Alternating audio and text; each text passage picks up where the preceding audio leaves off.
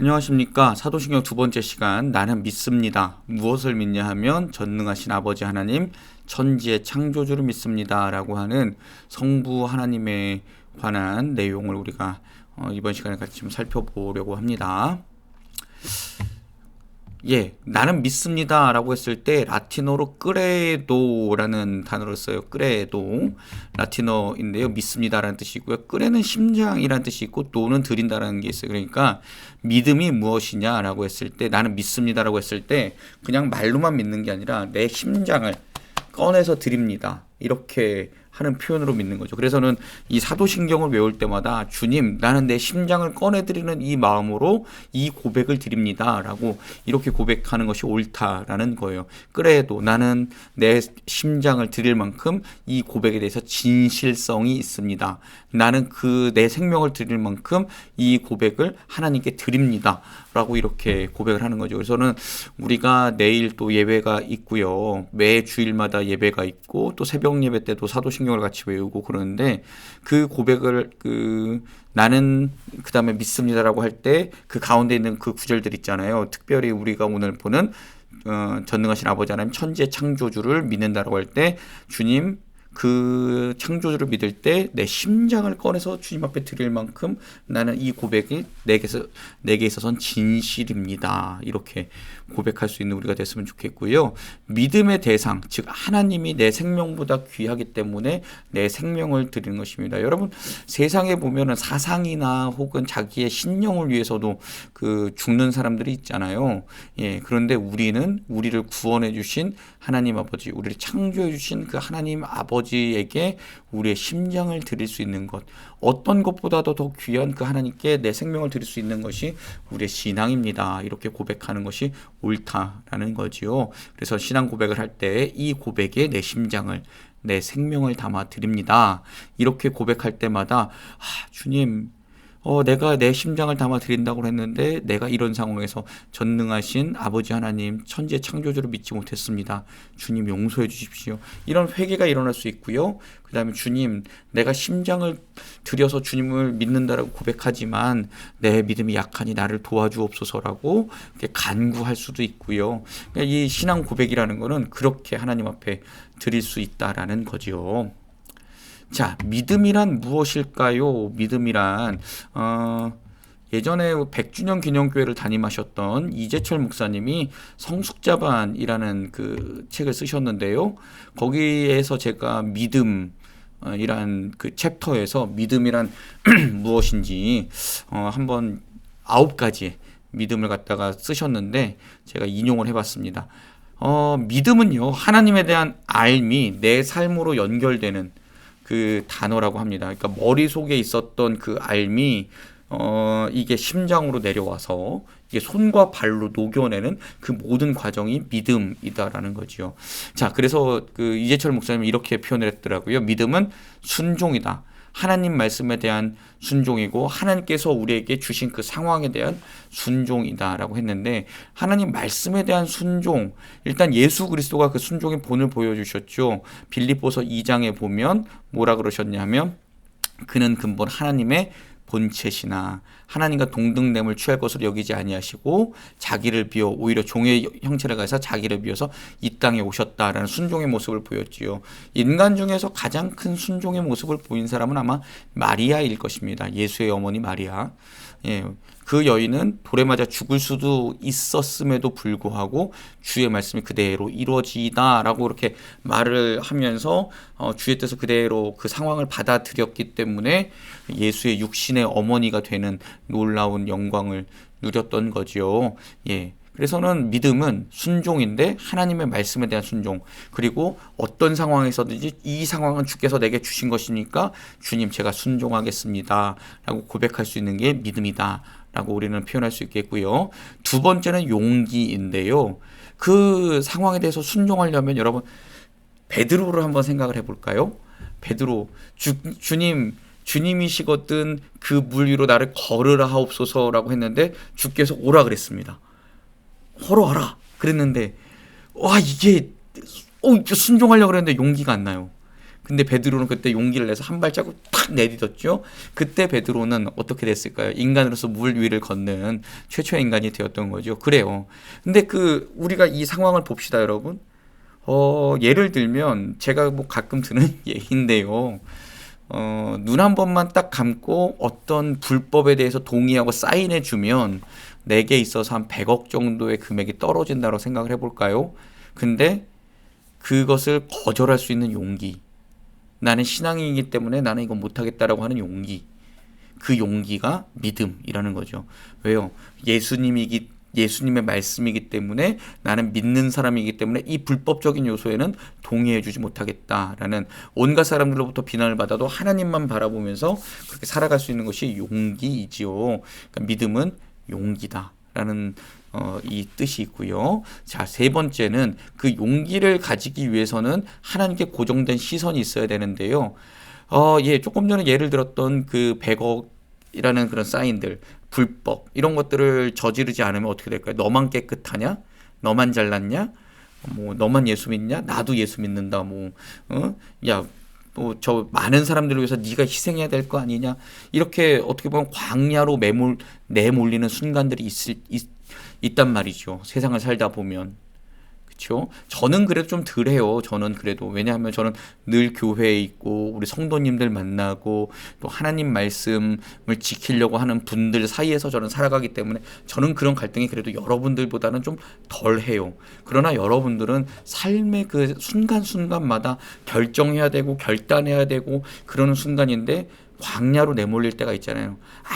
아무도 없고 나 혼자만 있는 듯한 그 광야.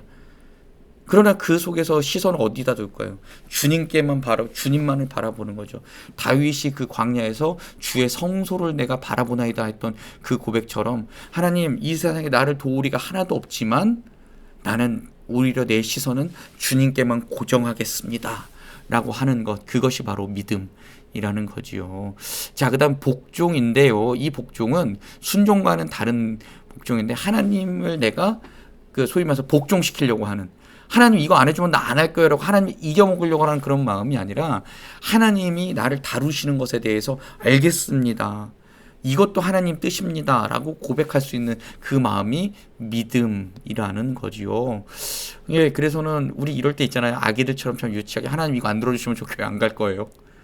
예, 제가 몇 번이나 말씀을 드렸었는데 교회 안 가면 누구 손해예요? 하나님 손해예요? 우리 손해예요? 우리 손해예요. 왜요? 교회 안 와서 예배 안 드리고 하나님 뜻 알지 못하면 하나님의 은혜를 알지 못하면 하나님 은혜 받지 않으면 누가 못 살아요? 내가 못 살아요. 근데 우리는 되게 당당하게 말을 하죠. 하나님 이거 안 해주면 나 교회 안 다녀요. 하나님 나 이거 안 해주면 나 이거 하나님 안 믿을 거예요. 그게 아니라는 거죠. 하나님을 내가 막 이렇게 조종하겠다라는 그런 내가 하나님 내 마음대로 다루겠다. 하나님은 기도에 자판기만 되십시오가 아니라 하나님께서 나를 이렇게 이끄시면 제가 따라가겠습니다. 그래서는 욥이 이런 고백을 하잖아요. 나의 가는 길을 오직 그가 아시나니 나를 단련하신 후에는 내가 정금과 같이 나오겠습니다라고 고백하는 것, 그것이 복종이라는 거지요. 이렇게 하나님께 복종하는 사람은 어떤 삶을 살까요? 신실하게 살아갑니다. 헛된 것을 구하지 않지요. 그래서 진리를 위해서는 참된 것을 구하고 내 욕망을 위해서는 그것을 내려놓을 줄 아는 삶. 왜요? 하나님께서 주신 것에 만족하고 하나님을 내가 다루려고 하지 않기 때문에 하나님께서 주신 것에 대해서 신실하게 살아가겠습니다. 이렇게 고백하며 살아가는 거죠. 이게 믿음이라는 겁니다. 제가 예전에 한번 설교 예화로 썼던 적이 있는데요. 어느 공사 현장에서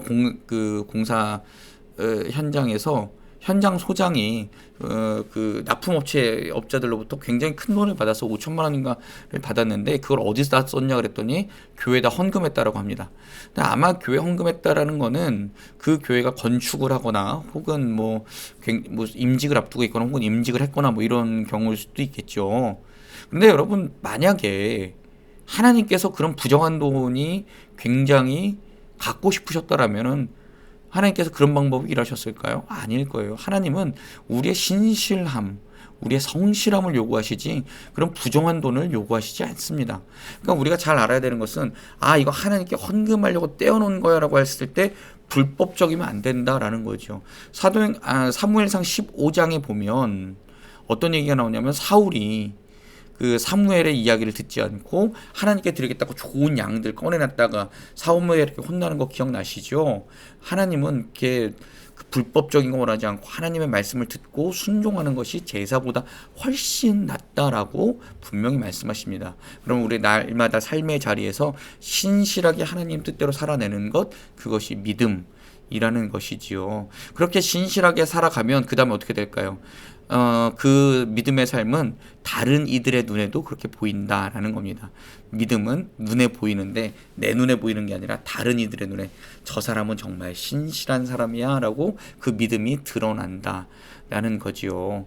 자, 그리고 믿음은 자기 발견입니다. 무엇을 발견하냐 하면 나는 죽을 수밖에 없는 죄인입니다 라고 이렇게 나를 발견하게 되고, 그러므로 주님, 내가 아무리 다른 사람들 눈에는 좋아 보여도 나는 죽을 수밖에 없는 죄인이고 그래서 내게는 주님이 필요합니다 라고 두 손 들고 천부여 의지 없어서 손 들고 갑니다 라는 고백이 나올 수밖에 없는 거죠. 그리고 나 같은 죄인 살리신 주 은혜가 놀랍습니다. 네, 그렇게 고백하는 것이 믿음입니다. 그런데 또 그 반면에 믿음은요, 나를 그렇게 낮추고 겸손하게 나는 죽을 수밖에 없는 죄인입니다라고 하지만 그 다음에 구원받은 자로서는 나는 하나님께 구원받은 하나님의 자녀입니다라고 하나님 안에서 새롭게 태어난 자아를 발견하는 것도 믿음이지요. 그러니까 무조건 우울함에 빠져서, 죄 때문에 우울함에 빠져서 막 죽어가는 그런 그 자리에 있는 것이 아니라 하나님께서 나를 예수 그리스도를 통해서 나를 구원하셨고 성령님을 통해서 날마다 나를 새롭게 만들어 가시는구나. 그러므로 나는 날마다 죽지만 날마다 부활해서 주 뜻대로 살아갑니다. 나는 주님의 자녀입니다 라고 고백하는 것이 믿음이고요. 결국에는 믿음이 바로 세워지면 우리의 삶이 변화되는데 이 모든 것을 믿음이라고 할 수 있습니다. 그래서 나는 믿습니다 라고 할 때 그 믿음은 이 모든 것을 통칭하는 용어로서 내 심장을 이렇게 주님 앞에 드리겠습니다 라고 고백하는 것이라는 거지요. 자, 그래서는 기독교에 나오는 믿음은 내가 생각할 때 어떤 믿음이 있냐 하면, 첫 번째는 나는 죽을 수밖에 없는 죄인인데 나를 내가 구원할 수 없는 것을 믿는 것입니다. 나는 내가 어떤 행위로든 어떤 능력으로든 어떠한 것으로든 나는 나 자신을 구원할 수 없다 라는 것을 믿는 믿음이 기독교의 믿음입니다. 그래서는 기독교에서 이 믿음을 통해서 어떻게 구원을 받지요? 예수 그리스도를 믿음으로 구원은 선물로 준다고 에베소서 2장 8절부터 10절까지 분명히 말씀해주고 계시지요. 그래서 내가 나 자신을 구원할 수 없다라는 것을 믿고요. 그래서는 내게는 구원자가 필요함을 믿습니다. 오 주님, 나는 구원받을 수 없는 죄인입니다. 베드로가 예수님 앞에 그 물고기 많이 잡고 누가복음 5장에서 그렇게 고백했죠. 주님, 나를 떠나시옵소서, 나는 죄인입니다. 나는 죄인입니다. 그러면 나는 바꿔서 말하면 나에게는 구원자가 필요합니다 라고 고백하는 그 믿음이 우리에게 있어야 된다는 것이죠. 그럼 세 번째, 그 구원자는 이 세상에 다른 어떤 이가 아니라 오직 예수 그리스도만이 나를 구원하십니다 라고 고백하는 그 믿음입니다. 그래서 사도행전 4장 12절에 보면 다른 이로서는 구원을 받을 만한 이름을 우리에게 주신 일이 없다라고 베드로가 분명히 이야기를 하죠. 그래서는 예수를 믿을 때 나는 나의 모든 죄, 하나님과 나하고 막혀있던 그 모든 벽이 갈라지고 사라지고 이 갈라져 있던 것이 합쳐지고 하나님과 등 돌리고 있던 우리가 하나님을 바라볼 수 있게 되고 하나님과 원수되었던 우리가 하나님의 자녀가 된다라는 그 믿음. 그래서 나는 하나님과 영원히 살아가게 된다. 그것이 구원받은 삶이다 라는 것을 믿는 믿음이 기독교의 믿음이라는 것입니다. 그래서 네 번째는 중요한 건데요, 나도 구원받은 존재입니다. 나 같은 죄인, 내가 나 자신을 구원할 수 없는 그런 죄인이었는데 나도 누가 구원해 주셨어요? 하나님이 예수 그리스도를 통해 구원해 주셨듯이 내 옆에 있는 가족도 형제도 이웃도 저 사람도 구원해 주셨으니 내가 감히 저 사람을 정죄할 권리가 나에게 있는가? 없다라는 거지요. 여러분 잘 아셨으면 좋겠어요. 가끔 그 교회에 억지로 끌려 나온 사람들도 있고요. 그 다음에 교회 와서 주무시는 분들도 있고요. 근데 그렇게 보면 아유 저희 씨 구원이나 받겠어? 이렇게 표현하시는 분들도 있는데요. 큰일 납니다. 그거는 내가 하나님 자리에 앉아가지고 내가 다른 사람들 정죄하겠다라는 그런 마음이거든요. 아닙니다. 그 믿음은 하나님만 보십니다. 그렇기 때문에 나도 구원받은 존재이니 다른 이들도 구원받을 수 있고 내게 다른 이들을 정죄할 권한이 없다라는 그 믿음을 갖는 것이 기독교인의 믿음입니다. 자, 그래서 내가 믿는데 그 심장을 들여서 믿는 존재가 어떤 존재냐라는 것을 우리가 좀 살펴보려고 하는데, 첫 번째는 아버지의 하나님입니다. 자, 나는 하나님의 자녀가 될 수 있는 권리가, 권한이 없죠. 하나님이 우리를 자녀 삼아 주실 이유도 없어요. 그런데 하나님께서 그 크신 사랑으로 예수 그리스도를 십자가에 못 박아 죽으심으로 우리를 자녀 삼아 주셨죠. 예, 그래서 요한복음 8장에 보면 예수께서 우리에게 뭐라 그러시냐면 너희는 원래 거짓의 아비인 마귀의 자식이다 라고 그렇게 예수님께서 말씀하셔요. 즉 우리는 마귀의 자식 되었던 자들이지만 하나님께서 우리를 불쌍히 여기서 예수를 십자가에 못 박으심으로 우리의 죄를 대신 그에게 전가시키셨고, 그 전가된 죄로 인하여서 예수님 십자가에서 죽으실 때 우리도 같이 십자가에서 죽었고, 그 다음에 예수님께서 십자가에서 부활하실 때 그 죄는 십자가에 같이 못 박혀 있고 우리는 부활하신 예수님과 함께 부활해서 새로운 존재가 되었다라는 것이 기독교의 그 구원의 역사잖아요. 그래서는 세례받을 때 예전에 한번 설명을 드렸었는데, 물에 훅 들어갈 때 죄 있는 나는 들어가고 다시 나올 때는 죄 있는 나는 그 물 속에 있고 죄 없는 내가 예수 그리스도와 함께 올라오면서 나는 깨끗하게 되었다 선포하는 것, 그것이 기독교의 구원이고 기독교의 새로운 삶의 시작, 거듭남의 시작이라고 말씀을 한번 드렸었는데요. 예, 나는 하나님의 자녀가 될 수 있는 권리가 없다. 예, 나는 죄인이다. 그러나 하나님께서 나를 자녀 삼아 주셨다. 그 사랑을 내가 믿습니다. 라고 하는 것이 아버지 하나님에 대한 그 고백인 거죠. 그 다음 세 번째, 나는 하나님의 자녀란 정체성의 고백이 나는 아버지 하나님을 믿습니다라고 하는 고백이 있는 거예요. 자, 하나님의 자녀이면 하나님의 자녀답게 살아가려는 삶의 방향성이 재정립되는 거죠. 내 마음대로 살아가는 게 아니에요. 내 마음대로 살아가는 게 아니에요. 하나님의 뜻대로, 아버지의 뜻대로 내가 살아가겠습니다라고 내 삶의 목표를 정하고 그 다음에 하나님께서 이끌어 가신 대로 아멘하고 순종하며 살아가는 것이 내가 하나님을 아버지라고 고백하는 그 믿음의 삶의 고백이라는 거지요. 그리고 하나님을 닮아가는 삶을 우린 살아야 된다라고 하는데요. 하나님께서 우리를 지으실 때 하나님의 형상으로 지으셨습니다. 외모를 하나님의 형상으로 지은 게 아니라요, 하나님의 그 마음을 느낄 수 있는 영과 영의 교통함을 갖다가 하나님의 형상으로 우리를 지으셨다는 것은 하나님을 예배하고 알아갈 수 있는, 하나님을 그 존재를 알 수 있는 그런 존재로서 우리를 지으셨다라는 말이에요. 그래서는 날마다 예배하며 하나님의 뜻을 알아가서 성령 충만함으로 하나님의 영과 성령이 우리의 안에서 교통하면서 하나님 계속해서 닮아가는 삶을 살아가겠다라고 고백하는 것이 아버지의 하나님에 대한 고백입니다. 예. 그 다음에 네 번째는요, 우리를 보호하시고 우리의 필요를 채우시는 분인데요. 아버지 하나님에 대한 그 고백은 우리를 보호하시는 분에 대한 이미지입니다. 그러니까 예전에는 가정의 대표가 아버지였어요. 그러다 보니까 우리를 보호하시고 가장 사랑해 주시고 우리를 대표하시는 분이 아버지로서인 거지, 하나님은 우리를 보호하시고 우리를 사랑하시고 우리를 안아주시고 우리를 눈물 닦아주시는 그 모든 존재를 아우르는 그 하나님이시다라는 것을 우리가 고백했으면 좋겠습니다. 그래서 우린 또 무엇을 믿냐 하면 창조의 하나님, 근데 그분은 전능하신 분이다라는 것을 날마다 이 사도신경을 통해서 고백을 합니다. 하나님은 전능하신데 그 전능하심을 무엇으로 나타내셨냐면 창조, 무에서 유를 창조하셨다라는 겁니다. 그렇다면 이 무에서 유를 창조하셨을 때 어떻게 우리가 생각을 할 수 있냐면, 지금 내가 처해 있는 이 상황, 지금 내가 서 있는 그 장소, 내가 겪고 있는 어려움까지도 하나님께서 내게 허락하셨다라는 그 믿음을 가지고, 그렇다면 이 모든 것이 하나님의 계획 안에 있다면 이 모든 것을 이길 수 있는 것도 하나님의 능력 안에 있습니다라고 내가 믿습니다. 이렇게 신앙을 고백하는 거지요. 근데 여러분, 그 사람들은요, 내가 원하고 내가 꿈꾸는 대로 되지 않으면 하나님을 향해 삿대질합니다. 네가 신이야? 아니야, 난 그따위 신임을 안 믿겠어. 차라리 내 주먹을 믿겠어. 이렇게 고백하는 사람들이 많은데 그렇지 않다라는 거죠. 우리가 하나님을 전능하신 창조의 하나님으로 믿는다라면 지금 이렇게 이끌어 가시는 모든 상황도 비록 내가 이해할 수는 없지만 하나님의 시간 계획 안에서 하나님께서 철저하게 이루어 가실 것을 내가 믿습니다라고 고백하는 것이, 나는 전능하신 아버지 하나님 천지의 창조주를 믿습니다라고 하는 그 고백에 있다라는 것이죠. 우리는 하나님의 계획을 다 몰라요. 제가 전에 우리 주기도문 할 때 한번 말씀드렸던 것 같은데요. 하나님은 분명 시작이 있고 끝이 있습니다. 이 세상은 시작이 있고 끝이 있어요. 알파이고 오메가이기 때문에 분명히 끝이 있어요. 우리는 이 세상 속에서 쭉 살고 있는 거예요.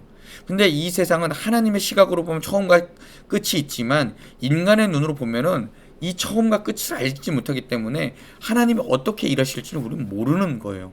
그러다 보니까 하나님께서 악을 갖다가, 그 나쁜 짓을 갖다가 그냥 허용하신다라고 생각하시는데 아니에요.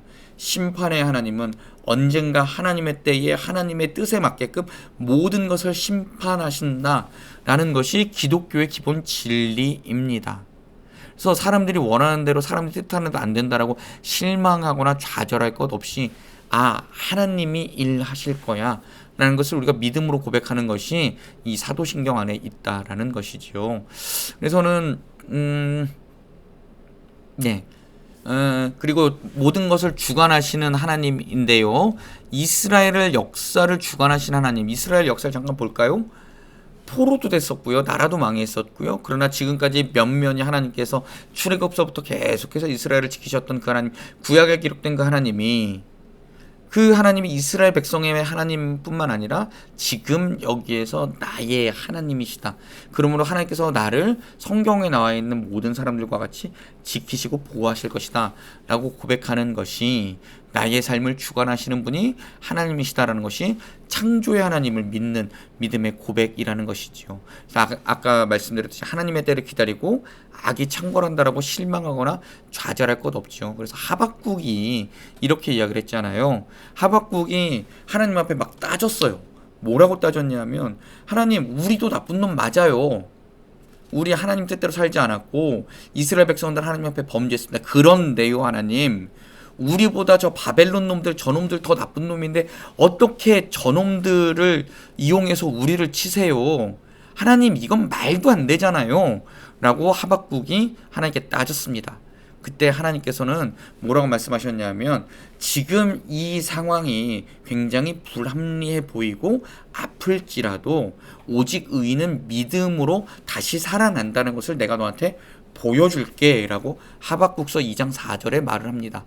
그러니까 하박국이 그 하나님의 뜻을 알고 나서 뭐라 그러죠? 내가 비록 무화과나무 잎이 없고 포도나무에 열매가 없고 감람나무에 소출이 없고 외양간에 소가 없고 우리의 양이 없다 할지라도 나는 오직 하나님으로 인해서 기뻐하고 즐거워하겠습니다라고 고백하는 것이 하박국서의 내용이잖아요. 그래요. 비록 우리가 지금 살아갈 때 있어서 돈이 없고 집이 없고 명예가 없고 건강이 없고 그런다 할지라도 오직 믿음으로 사는 사람들은 하나님께서 그 모든 것을 하나님의 뜻대로 아름답게 이루어 가실 것을 믿는 사람, 그 사람이 이 사도신경에 나오는 전능하신 아버지 하나님, 천지의 창조주를 믿습니다라고 고백하는 사람들이 된다라는 것이지요. 우리가 그 사도신경을 외울 때마다, 고백할 때마다 그런 하나님을 내가 믿습니다, 그런 하나님께 내 심장을 드리겠습니다라고 이렇게 고백할 줄 아는 우리들이 되었으면 참 좋겠습니다. 자, 2강은 여기에서 마치도록 하죠. 감사합니다.